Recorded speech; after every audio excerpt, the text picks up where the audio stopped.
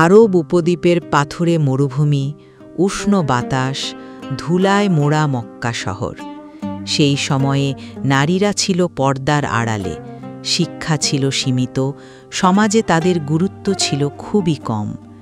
এমন অন্ধকারাচ্ছন্ন এক যুগে জন্ম নিলেন এক বিরল প্রতিভার অধিকারী নারী, শিফা বিনতে আবদুল্লাহ। তার পিতা আবদুল্লাহ ইবনে আব্দুস শামস ছিলেন কুরাইশের আদিয় গোত্রের সম্মানিত ব্যক্তি, আর মা ফাতিমা বিনতে আল জুবির ছিলেন জ্ঞানী ও নীতিবান মহিলা। নামে যেমন সৌন্দর্য, তেমনি ছিলেন তিনি চরিত্রে দৃঢ়, বুদ্ধিতে প্রখর এবং স্বভাবে অত্যন্ত বিনম্র। ছোটবেলা থেকেই তিনি ছিলেন অন্যদের থেকে আলাদা। যখন আশপাশের মেয়েরা খেলাধুলায় ব্যস্ত থাকত, শিফা চুপচাপ বসে বড়দের কথা শুনতেন, শিখতেন, পর্যবেক্ষণ করতেন। তার চোখে ছিল জ্ঞানের প্রতি তীব্র আকাঙ্ক্ষা। অদ্ভুত হলেও সত্য, জাহিলিয়াতের সেই যুগেও তিনি পড়তে লিখতে শিখেছিলেন। খুব কম নারী তখন সাক্ষর ছিল, আর শিফা তাদের মধ্যে ছিলেন প্রথম সারির। এভাবেই ধীরে ধীরে তার বুদ্ধিমত্তা, জ্ঞান এবং চিকিৎসা দক্ষতার কথা ছড়িয়ে পড়তে থাকে। তিনি এমন কিছু চিকিৎসা কৌশল জানতেন যা তৎকালীন সমাজে বিশেষভাবে মূল্যবান ছিল। বিশেষ করে নামলা রোগের বিশেষ চিকিৎসায় তিনি ছিলেন পারদর্শী। মানুষ দূর দূরান্ত থেকে তার কাছে আসত চিকিৎসার জন্য। তিনি কেবল ওষুধ দিতেন না, মানুষকে সান্ত্বনা দিতেন, সাহস দিতেন। তার ব্যবহার, তার মমতা, তার প্রজ্ঞা, সব মিলিয়ে তিনি হয়ে ওঠেন সমাজের জন্য আশীর্বাদ স্বরূপ। কিন্তু খুব শীঘ্রই মক্কার আকাশে নতুন আলো ফুটতে শুরু করল, নবুয়তের আলো।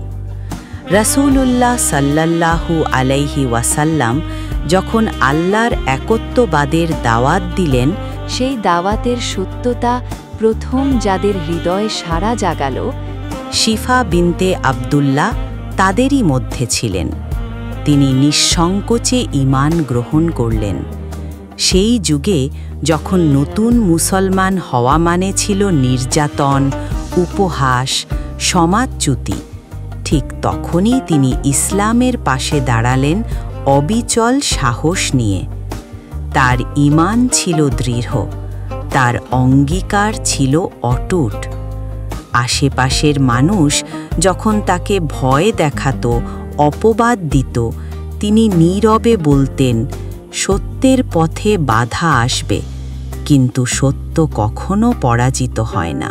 পরিস্থিতি যখন অসহনীয় হয়ে ওঠে, তখন হিজরতের নির্দেশ আসে। নবদীপ্ত ঈমান নিয়ে শিফা বিনতে আবদুল্লাহ তার পরিবার সহ মদিনায় হিজরত করেন। দীর্ঘ পথ, ক্লান্তি, ভয়, অনিশ্চয়তা সব কিছু পেছনে ফেলে তিনি পৌঁছে গেলেন নবীজির প্রিয় নগরী মদিনায়।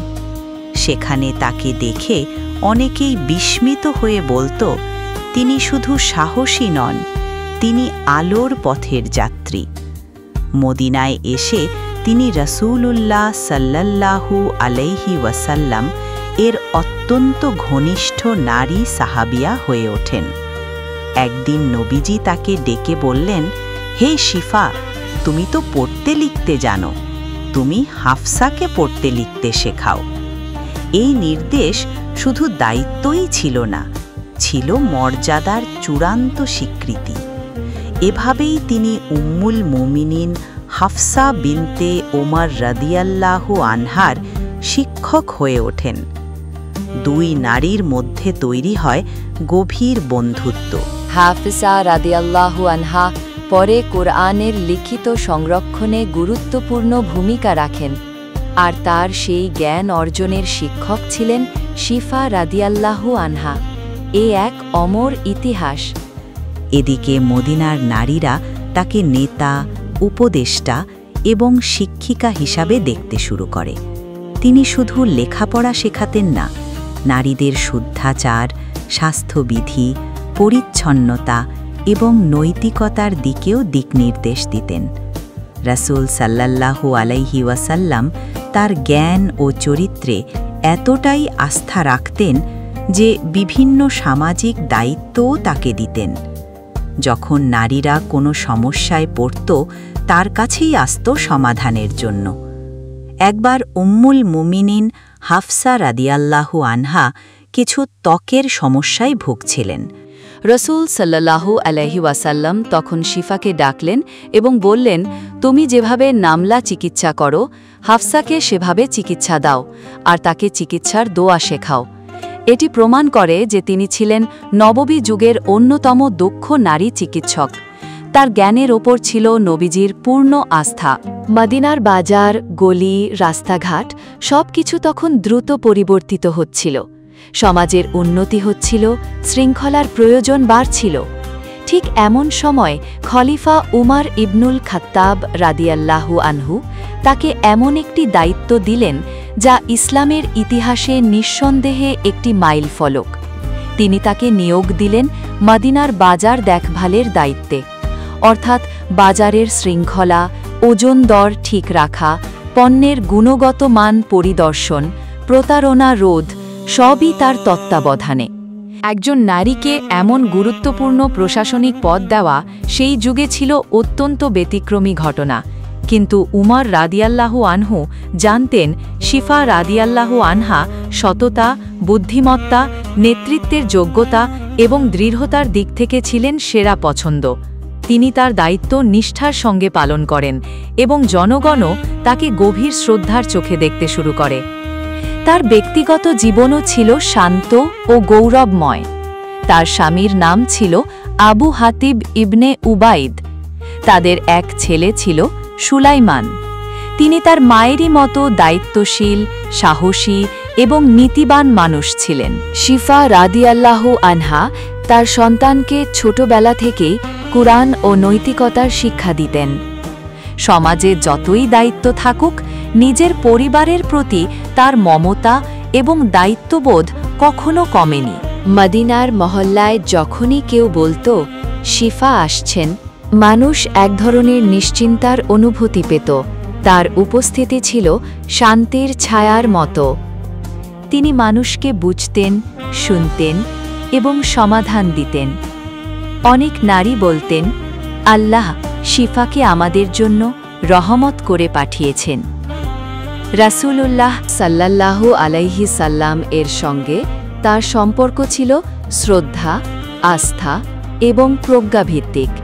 তিনি একাধিক হাদিস বর্ণনা করেছেন এবং সাহাবীরা তার বর্ণনাকে গুরুত্বপূর্ণ দলিল হিসেবেই গ্রহণ করতেন।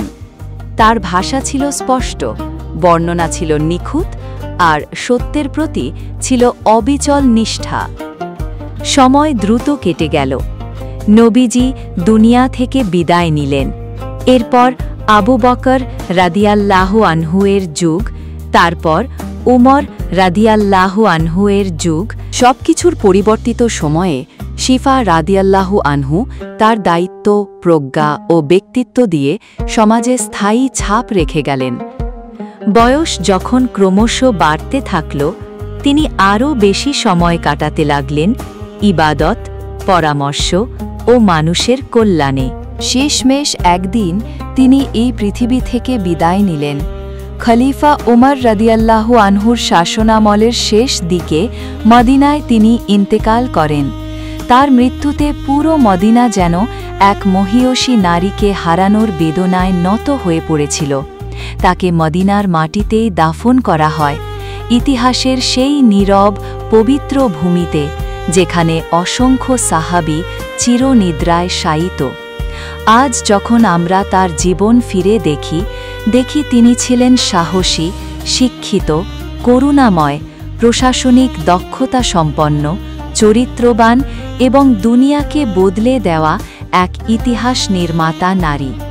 একজন নারী যখন জ্ঞানের আলো দিয়ে নিজেকে সমৃদ্ধ করেন, তখন তিনি কতদূর যেতে পারেন। শিফা বিনতে আব্দুল্লাহ তার উজ্জ্বল উদাহরণ। তিনি শেখান নারী শিক্ষা শুধু প্রয়োজনই নয়, সমাজের উন্নতির ভিত্তি। তিনি দেখিয়েছেন নেতৃত্ব জন্মগত নয়, গড়ে তোলা যায় জ্ঞান, সততা আর দৃঢ়তা দিয়ে। তিনি প্রমাণ করেছেন একজন নারী একই সঙ্গে হতে পারেন শিক্ষিকা, চিকিৎসক, প্রশাসক, উপদেষ্টা ও সমাজনেত্রী। তার জীবন আলোর মতো, সুধার মতো, প্রজ্ঞার মতো, যুগ যুগ ধরে মুসলিম নারীদের জন্য অনুপ্রেরণার বাতিঘর হয়ে থাকবে। আলহামদুলিল্লাহ, আপনি পুরো ভিডিওটি মনোযোগ দিয়ে দেখলেন। এই ধরনের আরও অনুপ্রেরণামূলক ইসলামিক ইতিহাস, সাহাবাদের জীবনী ও দ্বীনি কন্টেন্ট পেতে আমাদের চ্যানেলের সঙ্গে থাকুন। ভিডিওটি ভালো লাগলে লাইক করুন, অন্যদের উপকারে আসে এমন মনে হলে শেয়ার করে দিন, আর নতুন ভিডিওগুলো সবার আগে পেতে সাবস্ক্রাইব করে বেল আইকনটি প্রেস করতে ভুলবেন না। আল্লাহ আপনাকে ও আপনার পরিবারকে হেফাজত করুন। পরবর্তী ভিডিওতে আবার দেখা হবে ইনশাল্লাহ। আসসালামু আলাইকুম ওয়া রাহমাতুল্লাহ।